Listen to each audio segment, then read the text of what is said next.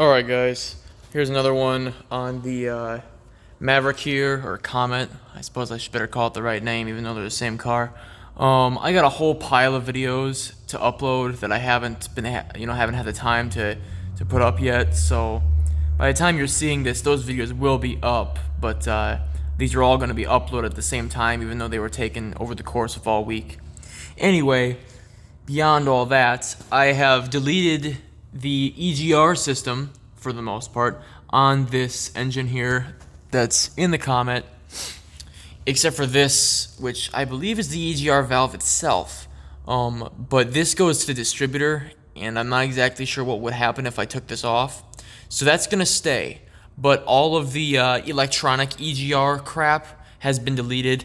This, I'm not sure what it is. It doesn't hook up to anything over here. I'm going to have to trace it. This line goes into the firewall. So I'm going to have to trace it back through below the firewall, back behind it, or behind the dash, sorry, and see what that actually controls. And if it's nothing, it's getting snipped so that I don't have to worry about it.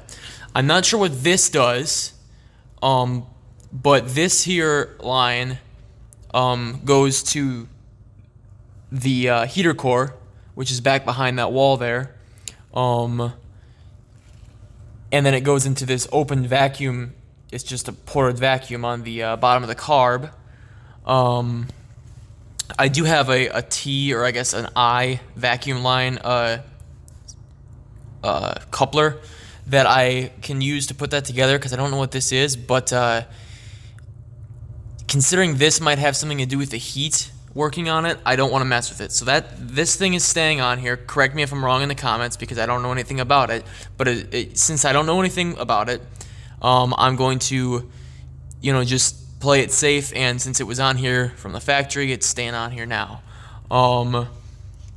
This vacuum line right here was the spark port for the distributor, Vacuum Advance, and if you follow the line around from the factory, there was this little electrical connector, like a little three-way switch, it looked like, that was grounded right here to this bolt.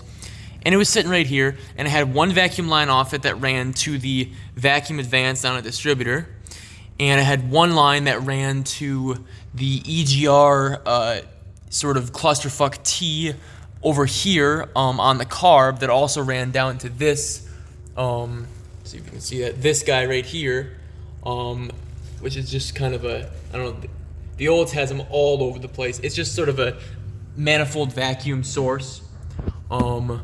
So both those have been capped off. All the lines, that EGR, the whole vacuum deal has been completely deleted the correct way. I didn't just plug everything with bolts like the previous owners did. See, what kind of happened is I think the previous owners were in the middle of it, and they just sort of did it the old redneck way where you just plug everything with bolts and hope it works.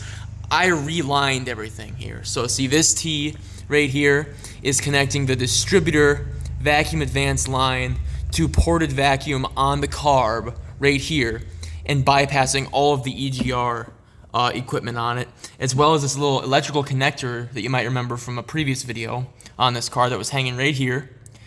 I looked at that, and the only thing that would hook into, according to the vacuum diagram in my book, is something called the CTAV system. Don't know what it stands for, but it's emissions. So I took my wire cutter and I snipped it off, because I couldn't find anything that it hooks up to, and the car runs fine without it, evidently. So that's been snipped. The choke line, the hot air, the heat riser for the choke, just snapped off when I was messing with it, when I was messing with all the vacuum lines. So I just took that off so it doesn't, so it's not in the way, but I'm gonna have to order that now. The only other thing that I just found now that was different was this here vacuum port is the fresh air for the choke, which the Oldsmobile does have, but it's a two-way hot air heat riser on the Olds. This one isn't like that. This one is just a heat riser from the manifold, and this just hooks into fresh air from the manifold, which is supposed to be somewhere else that's not on this. This is a vacuum amplifier right here, but look at this. That hole, that port, is the same size as that. So I'm going to have to get a vacuum line of that diameter, inside diameter, and hook it on, because that's technically where it's supposed to go. What was there before was this line right here with a bolt plugging it. This isn't even part of the EGR system. I have no idea why someone would ever take this off and plug it with a bolt. It just doesn't make any sense to me. So that's going to get fixed. As far as that goes, though, that's the vacuum line routing that I'm going to go with here.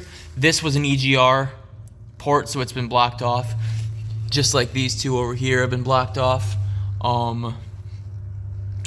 Vacuum advance or vacuum modulator in the transmission, that's what this is. Heater something nonsense related right here.